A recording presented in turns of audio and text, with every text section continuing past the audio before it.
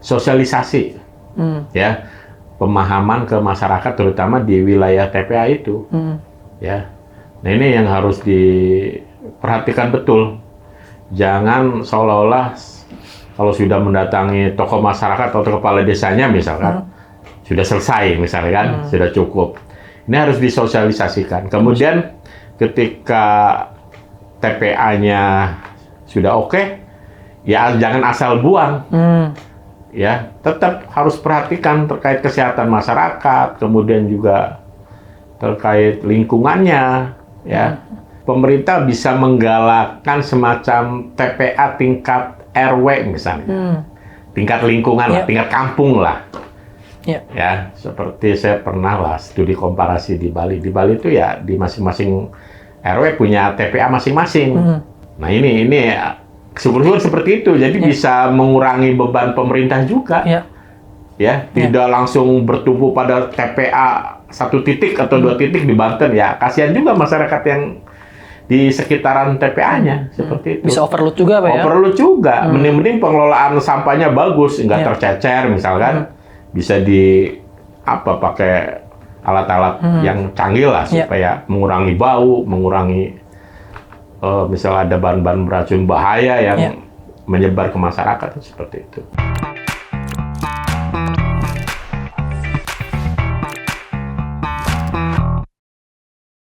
Assalamualaikum warahmatullahi wabarakatuh, sahabat Banten Podcast. Kembali lagi bersama saya Wendy di channel YouTube Banten Podcast. Sahabat, saya sudah bersama bintang tamu atau anggota dewan yang terhormat. Beliau adalah Bapak Haji Nawawi Nur Hadi SE. Beliau adalah anggota Dewan Komisi 4 DPRD Provinsi Banten, fraksi PKB. Mungkin kemarin kita membahas disparitas, Pak, disparitas antara pembangunan Banten Utara dan Banten Selatan, ya Pak ya. Entah itu pembangunan, ekonomi, nelayan, pertanian, drainase banjir, segala macam, Pak ya. Nah, Pak, kita akan membahas kali ini, di tema ini kita akan membahas Banten darurat sampah nih, Pak, dan industri hijau. Nah, mungkin sebelum membahas itu, Pak, sebelum membahas ke topik yang lebih serius, mungkin kita akan bincang-bincang santai dulu, Pak. Bagaimana nih, Bapak kan punya keluarga, punya anak mungkin, Pak ya. Nah, bagaimana Bapak mengatur waktu antara anggota Dewan dengan fraksi PKB dan juga keluarga Bapak sendiri? Gimana nih Pak ngatur waktunya nih, Pak? Ya. Di tengah-tengah kesibukan yang sangat padat kalau bisa dibilang jadi anggota Dewan. Ya, bagaimanapun juga keluarga sangat penting, ya. Karena bagaimanapun juga ya kita melakukan aktivitas kerja apa kan demi keluarga lah istilahnya. Nah, kebetulan kita diamanati oleh masyarakat ya, ketika kita dilantik menjadi anggota dewan. Nah, itu kita juga harus menyatakan diri ya, dan keluarga juga harus paham bahwa sekarang itu saya ini ya, ini milik masyarakat, masyarakat Banten. Nah, jadi suka atau tidak suka, kalau waktu keluarga berkurang ya harus terima kayak gitu. Resiko ya Pak? Resiko dari sebuah jabatan, ya. Resiko dari sebuah kerja juga, ya. Nah, tapi walaupun seperti itu, tentunya saya juga berupaya lah meluangkan waktu untuk bertemu, berkumpul, ya kan, bercanda sama anak, ya kan, bertemu keluarga kayak gitu. Ya, di sela-sela kesibukan saya sebagai anggota dewan, di sela-sela saya kebetulan saya diamanati oleh DPP menjadi ketua DPC PKB Pandeglang. Ya, tentunya saya berupaya semaksimal mungkin ya meluangkan waktu lah, kumpul-kumpul bersama keluarga, saudara, seperti itu. Kan ada liburnya juga, ada Sabtu Minggu kan libur, atau malam hari ya gitu. Walaupun terkadang namanya kita dewan, apalagi pengurus partai ya nggak ada libur sih. Kadang-kadang Sabtu ada rumah, acara, ya kan, Pak ya? kadang ada acara partai. Tapi kita berupaya juga, dan tentunya saya juga selalu memberi pengertian ke keluarga bahwa ya saya ini milik masyarakat. Jadi mohon dimaklum kayak gitu. Nah, Bapak selama menjadi anggota dewan ini periode ini Pak khususnya, ini udah berapa kali reses, Pak? Periode ini berarti udah 4 kali. Udah 4 kali. 5 kali. 5 kali ya. Nah, saya pengen tahu nih Pak, apa sih Pak serapan-serapan dari masyarakat atau aspirasi-aspirasi dari masyarakat yang di dapil Bapak? Apa aja Pak yang ingin disampaikan dan ingin segera dipercepat Pak dari dapil Bapak sendiri, Pak? Iya, karena saya berangkat dari dapil Pandeglang, mungkin Akang juga tahu lah kondisi Pandeglang saat ini ya.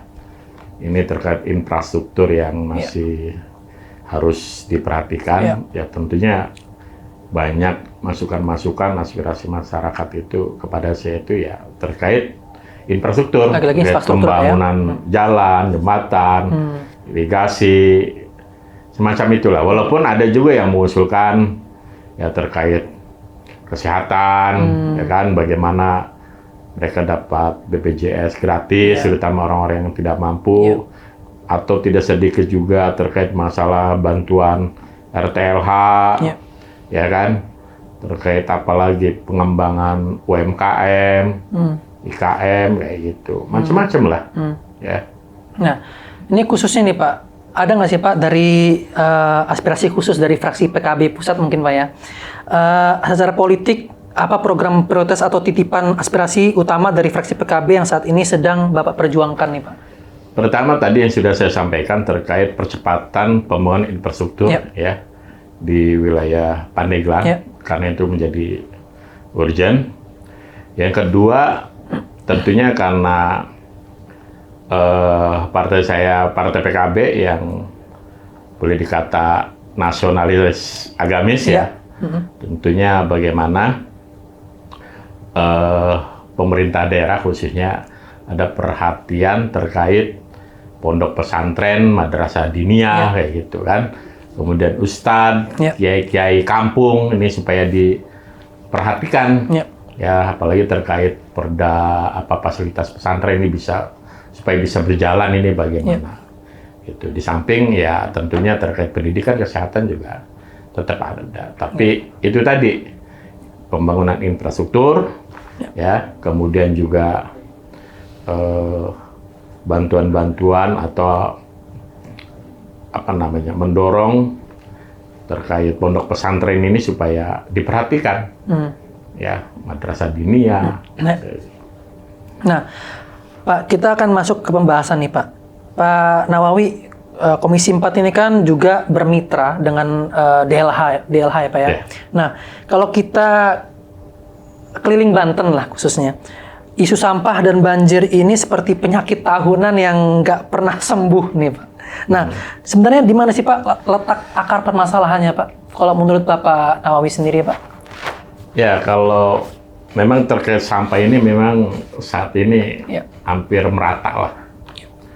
Isunya jadi cukup hangat. Kalau di wilayah Tangerang, Tangsel terutama ini bingung mau buang kemana. Dan kebetulan Pandeglang ini wilayahnya luas, bisa menjadi menampung opsi, itu ya, opsi untuk menampung. Tapi kemarin kan sempat ada penolakan juga dari masyarakat. Nah tentunya ini menjadi tantangan ya Pak? PR sekaligus tantangan kita sebagai anggota dewan, terutama juga ke Pemprov Banten atau pemerintah daerah kabupaten kota.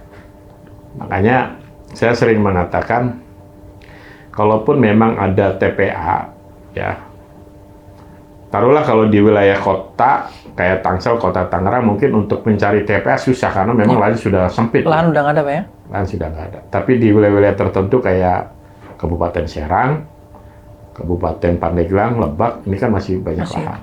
Cuman persoalannya adalah sosialisasi, ya, pemahaman ke masyarakat terutama di wilayah TPA itu. Ya, nah ini yang harus diperhatikan betul.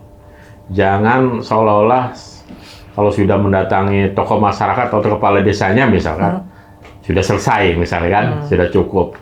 Ini harus disosialisasikan. Kemudian ketika TPA-nya sudah oke, ya jangan asal buang. Ya, tetap harus perhatikan terkait kesehatan masyarakat, kemudian juga terkait lingkungannya, ya. Apalagi baunya, ya kan, kenyamanannya lah. Masyarakat khususnya. Ya. Jadi kalau bisa sebelum itu pemerintah sudah membuat TPA yang betul-betul modern lah. Ya. Jadi sehingga sampah-sampah ini bisa diolah, ya, bisa dipisahkan mana yang organik, mana yang anorganik. Kemudian mana yang bisa di-recycle lagi. Dibuat ulang. Kemudian mana yang bisa menjadi biomasa, ya kan? Nah, sehingga ini bisa mengurangi nih. Nah, syukur-syukur pemerintah bisa menggalakkan semacam TPA tingkat RW misalnya. Tingkat lingkungan lah, tingkat kampung lah. Ya, seperti saya pernah lah studi komparasi di Bali. Di Bali itu ya di masing-masing RW punya TPA masing-masing. Ya, tapi ya diolah kayak gitu. Mana yang bisa di-recycle, bisa didaur ulang kembali, kemudian mana yang bisa menjadi pupuk misalnya kan. Nah, ini syukur-syukur seperti itu. Jadi bisa mengurangi beban pemerintah juga. Ya, tidak langsung bertumpu pada TPA 1 titik atau 2 titik di Banten, ya kasihan juga masyarakat yang di sekitaran TPA-nya seperti itu. Bisa overload juga, Pak, ya? Overload juga. Mending pengelolaan sampahnya bagus, nggak tercecer misalkan. Bisa pakai alat-alat yang canggih lah supaya mengurangi bau, mengurangi misalnya ada bahan-bahan beracun bahaya yang menyebar ke masyarakat seperti itu. Iya, karena emang kalau bisa dibilang pembuangan sampah di Banten ini bisa dibilang sedikit dan hampir overload, Pak, sebenarnya, Pak. Ya makanya harus pertama cari alternatif lain. Tapi yang paling penting adalah yakinkan masyarakat ketika ini menjadi TPA ini tidak berbahaya. Ya, ini tidak berbahaya. Kita pakai alat. Kita sudah punya alat atau teknologi yang bisa mengurai misalnya kan, mengurai sampah yang memang itu bisa dimasukkan untuk biomasa, mana yang bisa di-recycle kembali kan. Itu kemudian jamin bahwa ini ya bisa meminimalisir kenyamanan seperti bau lah. Ya misalnya ini kan. Kemudian juga ada kompensasi syukur-syukur di masyarakat seputar. Harus ada kompensasi yang jelas juga. Seperti itu. Nah, masih terkait ini, Pak, ya. Sekarang terkait industri, Pak. Nah, Banten ini salah satu industri terbesar.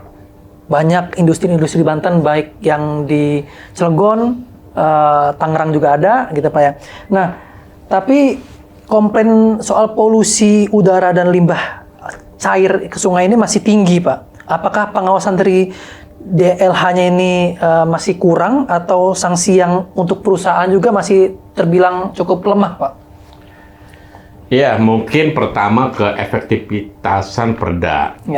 Ya, yang sudah kita sepakati termasuk undang-undang juga, ya. Jadi bagaimana penegakan aturan ini bisa betul-betul dilaksanakan, dijalankan dengan baik. Ya, saya yakin lah kalau bisa melaksanakan apa yang menjadi aturan baik undang-undang maupun perda, saya yakin itu bisa diminimalisir hal-hal semacam itu. Ketika ada industri yang dengan sembrono, semena-mena melakukan atau membuang limbah yang berbahaya, ya bila perlu ya ada sanksi hukumnya. Ya, bisa ditutup sementara atau bisa dipidanakan. Ya, pelakunya. Ya, kalau itu bisa dilaksanakan, saya yakin ya industri akan hati-hati. Ya, seperti itu. Nah, ini kan banyak industri yang mungkin berdiri dekat dengan sekali pemukiman warga di Modern khususnya, terus di Cilegon juga ada yang bersebelahan Pak dengan pemukiman warga. Nah, bagaimana Komisi 4 mengevaluasi konsistensi penegakan RT RW kita nih Pak? Ya tentunya yang sudah memang ini sudah berjalan ya.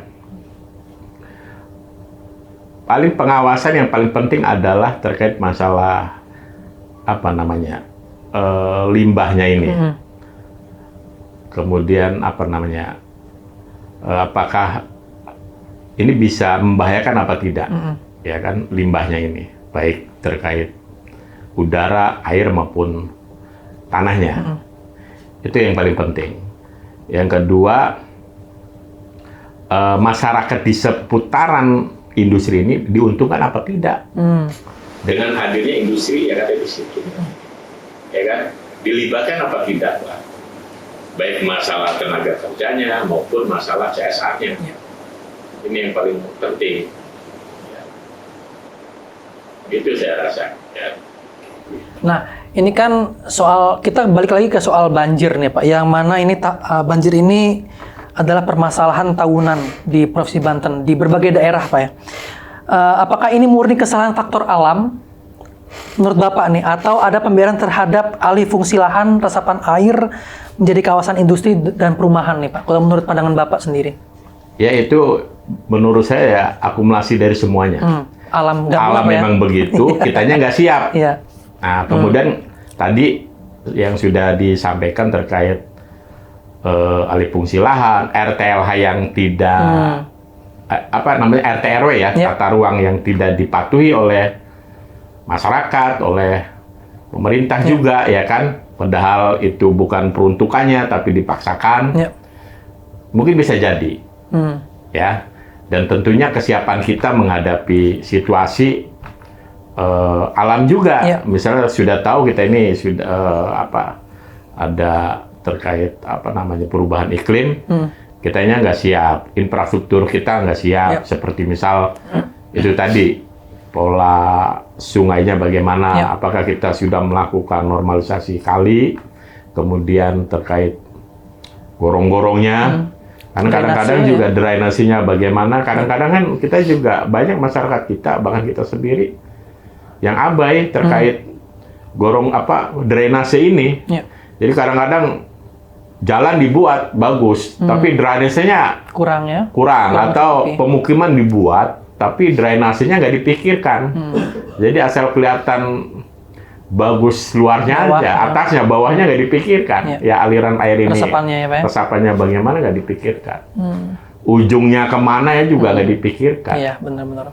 Seperti itu. Nah, ini kita menyenggol sedikit nih Pak terkait tadi Bapak juga sudah menyebutkan RTLH nih Pak ya, program rumah tidak layak huni. Nah, salah satu program pembangunan yang menyentuh masyarakat miskin adalah bedah rumah atau RTLH.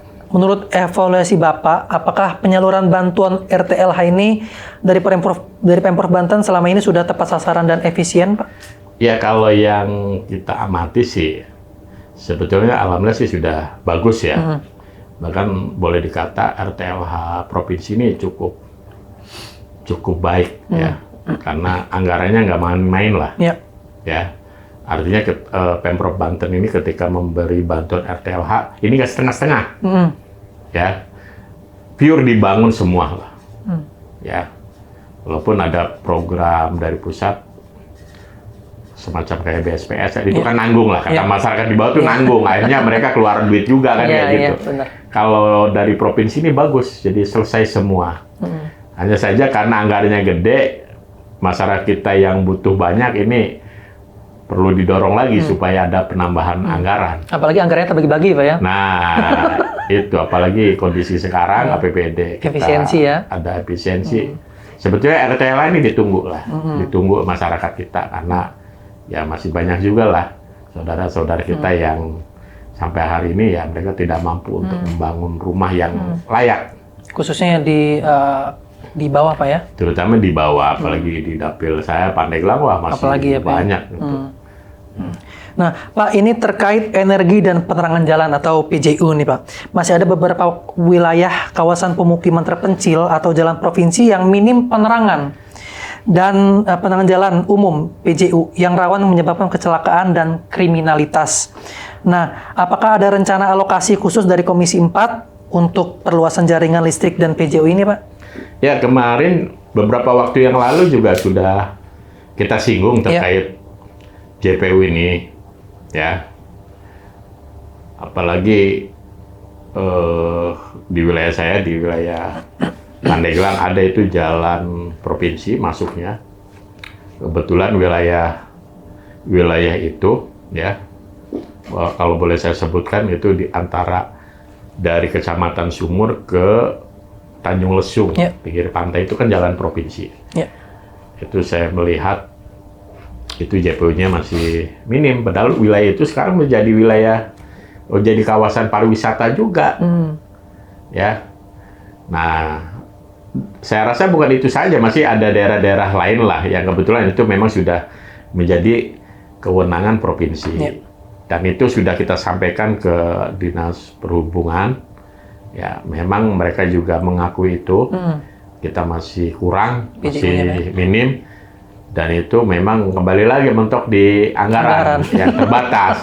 Makanya salah satu rekomendasi kita di LKPJ beberapa waktu yang lalu juga supaya Pemprov ke depan ini memperhatikan JPU juga, ya, karena pertama itu tadi, ya, rawan kecelakaan, rawan kejahatan, terutama di wilayah-wilayah pariwisata. Ini terkait kenyamanan dan keamanan, saya menyampaikan itu. Ya, walaupun semua juga penting, ya. Tapi ini terutama wilayah kawasan-kawasan pariwisata ini. Ya, di wilayah Sumur, pantai-pantai yang ada di Cigelis, di Carita Anyar juga. Saya ini penting nih untuk kenyamanan, keamanan wisata, terutama yang dari luar Banten kan. Kalau jalannya gelap, mereka takut juga datang ke Banten. Pariwisata nggak jalan nanti, Pak. Iya, seperti itu. Walaupun ya daerah-daerah lain juga perlu, ya gitu. Nah, Pak, ini mungkin sebagai penutup, Pak, apa komitmen konkret dari Bapak Nawawi yang bisa Bapak lakukan 1 tahun ke depan terkait kelestarian lingkungan hidup, Pak? Ya. Sebagai penutup. Pertama tentunya karena terkait sampah ini menjadi sesuatu yang sangat sering dibicarakan atau viral lah, ya, di Banten. Tentunya yang kita harapkan Pemprov Banten bisa mengelola, ya, dan mengatasi terkait persoalan sampah ini. Karena saya melihat di beberapa, terutama di kawasan yang dekat-dekat pasar ini, terkadang banyak sampah-sampah yang berserakan yang belum terkelola dengan baik, dan itu tentunya mengganggu kenyamanan dan kesehatan. Ini yang paling penting. Oleh karena itu harapan saya terkait sampah ini segera bisa diatasi. Ya. Kemudian harapan kita juga terkait limbah-limbah industri, terutama yang kaitannya dengan limbah P3, ya, yang misalnya bahaya, ini kita mendukung industri yang ada di Banten, tetapi tentunya keamanan, ya, polusi ini juga harus diperhatikan, ya. Limbahnya ini juga harus diperhatikan, ya, jangan sampai industri jalan, tapi masyarakat kita dirugikan, terutama terkait kesehatan. Ya, itu. Oke, Bapak Haji Nawawi Nur Hadi SE, terima kasih sebelumnya, Pak, sudah menyempatkan berbincang-bincang di sela-sela kesibukannya yang luar biasa. Mungkin agendanya setelah ini apa nih, Pak? Ya, kembali lagi ke menemui masyarakat juga, ngobrol-ngobrol. Ya, barangkali ada masukan-masukan lagi, walaupun ya namanya kita sebagai anggota Dewan kan harus menyampaikan, ya, menyampaikan ke pemerintah. Ya, syukur-syukur di tanggapi dilaksanakan oleh pemerintah dari OPD yang terkait, terutama OPD terkait. Ya, seperti itu. Saya doakan dan juga Pak sahabat Banten Podcast doakan juga semoga Bapak sehat agar bisa terus amin. mengayomi masyarakat, Pak. Amin. Baik sahabat Banten Podcast, sekian bincang-bincang bersama Bapak Haji Nawawi Nur Hadi SE, anggota Komisi 4 DPRD Provinsi Banten fraksi PKB. Kita akan jumpa lagi di episode-episode selanjutnya. Assalamualaikum warahmatullahi wabarakatuh.